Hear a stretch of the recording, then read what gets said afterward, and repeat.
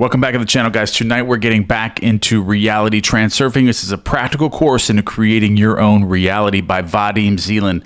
This is the Master's Verdict, Chapter 21. We're going to go ahead and jump right into the principle. And as always, I'm going to give you my narrative right along with this. That way you can understand it, because Vadim Zeland kind of attacks the 3D a lot, outer circumstances, and we like to attack them with the inner circumstances and change our feelings and our emotional states and our assumptions. That's where we want to focus, is in the assumptive world. We want to assume, we want to focus on our assumptions already being fulfilled and not focus on the things that we want, but rather we focus on them already being completed. So I want to make sure that we don't lose sight of that when we're doing reality transurfing. Okay, so your entire life, people have been telling you how to be, how to behave, what to read, and what to strive for. Okay, so now give yourself the lawful right to establish your own canons. Okay, so I'm going to translate this as in like schooling. Elementary schools, middle schools, high schools.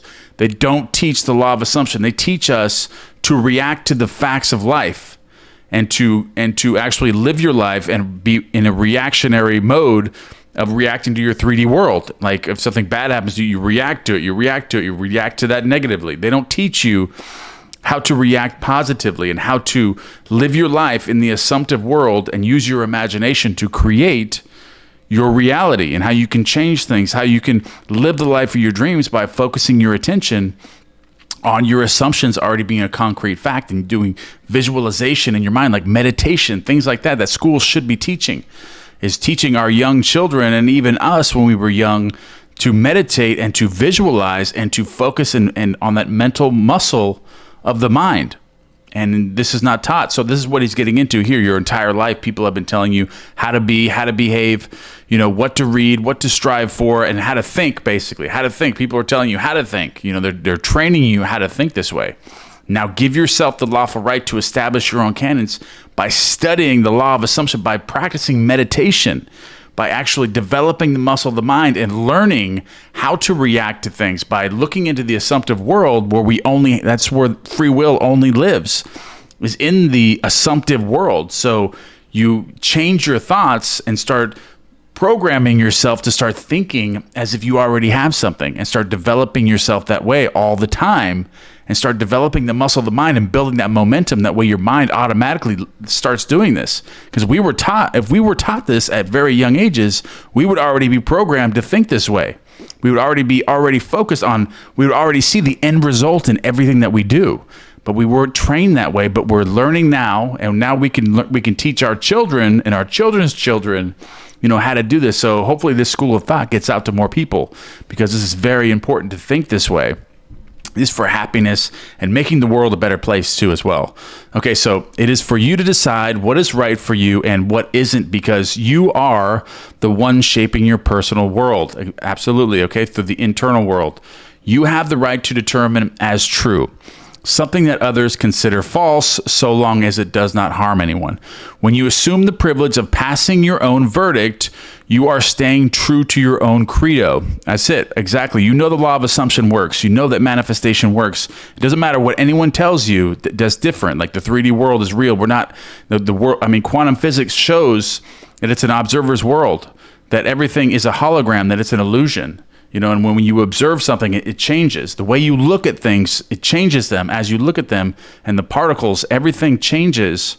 So it's been proven through quantum physics. I mean, mostly theories, but there are a lot of studies now that are actually, demonstrating this. Okay, so when you assume the privilege of passing your own verdict, you are staying true to your own credo. So stick with us. It doesn't matter what anyone tells you. Do not lose sight of that and practice it yourself. See the results yourself. You'll start noticing your mind start to do start to do amazing things. Your life starts to change. Sometimes it can take a little bit longer, but stick with it. It will change. Okay, so the right to pass the master's verdict means freedom from oppressive circumstances, from everything that puts a cloud over your life and throws obstacles onto your true path. It will help you acquire a certain calm confidence. This is actually pretty powerful here, because a lot of times you'll go through obstacles, or you'll create something so big. Like in my life, I created something so big, that it actually created a lot of obstacles that got in my way. And I was wondering what's going on. My life's getting a little bit worse. even though where's all this, where's my wealth, where's my money, where's my, these millions of dollars that I've manifested, and I visualized and I felt it, I'm living in that, and I had all these obstacles getting in my way and all these pretty tragic things that happened to me. And I fought through it, and I conquered all these obstacles, and now I have manifested everything. But it took all those obstacles for me to conquer those obstacles, to be the person that I am today, in order to sustain that kind of wealth, to be able to do the things that I do. Anything that I set my mind to, I will be successful at.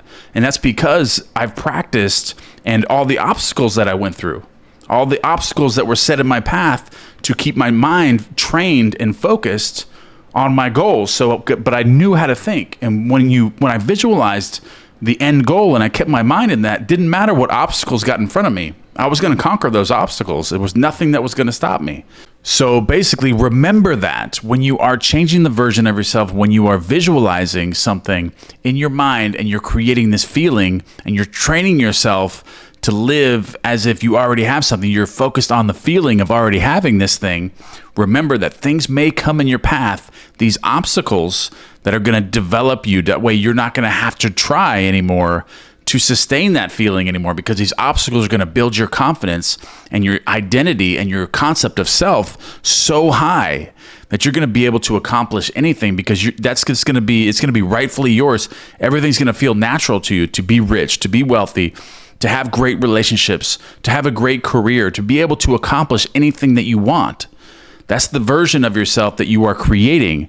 And there's going to be obstacles that build you up, that develop you in order to be that, in order to get that, in order to be that person. Okay, so be mindful of that. So when it starts to happen, don't look at those obstacles as obstacles. Look at them as opportunities and things that are supposed to be there in order for you to achieve your success or your goals or whatever you're manifesting. Those things are there, and look at them as opportunities, and that'll even get you there even faster. And you'll be able to accomplish those goals very, very seemingly. All right, so let's go ahead and jump into the interpretation here. Vadim Zeland's interpretation. Okay, so there are as many opinions in life as there are people. Some call it black, others call it white. Whom should you believe? As you will remember, the world is a mirror. The world is a mirror, okay?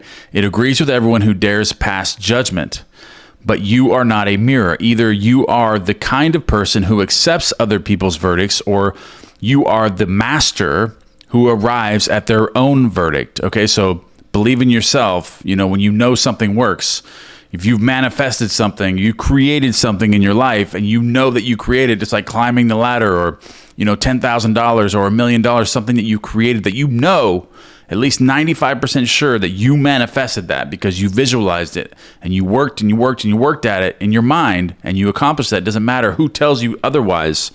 You're gonna believe that. Okay, so all right, so don't worry about that. Who arrives at their own verdict? In this case, which truth you consider the ultimate truth, which side you support, the blacks or the whites, is no longer an issue. Now you can decide on your own truth. My decision is this: I am the master of my own reality. This is good. I like that. You are the master of your own reality, and it will work because you have the variance space and the dual mirror at your disposal. Everything you need to manifest is your vision into physical reality. Everything you need to manifest your vision into physical reality. Okay, so there is just one condition. You must have the boldness to exercise your right. If you indulge in self-doubt or have qualms of conscience, your verdict will lose its power and you will be transformed from the lawmaker into the accused. Basically what he's saying here is if you lose your persistent feeling, like the feeling of your wish being an accomplished fact, you fall out of that. Like he's saying self-doubt and things like that, but that's just losing your discipline in persisting in the feeling of the wish fulfilled. Okay, so you never take the right action when you doubt yourself. It is not so much a matter of how rightly you think or behave. It's a matter of how confident you are in being right.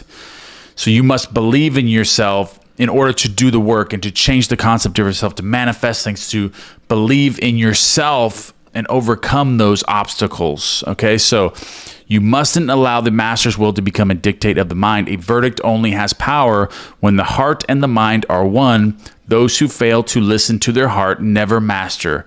They make mistakes. Okay, so then we got chapter 22. That's going to be next, guys.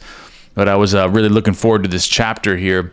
But basically, I'm going to run you through it again. Okay, so your entire life, people have been telling you this is your concept of self and obstacles. You're changing your concept of yourself. You're manifesting something really big, and the money doesn't come the next day. Okay, but yet your car breaks down or something. Okay, so it is an obstacle that is building your self-concept. It's changing your concept of self in order to be able to receive that amount of money or that thing that you're manifesting. You're having to go through this. So it's an opportunity for you to grow and to become the person that can receive the things that you are manifesting. All right, guys, I love you guys very much, and I will see you guys tomorrow.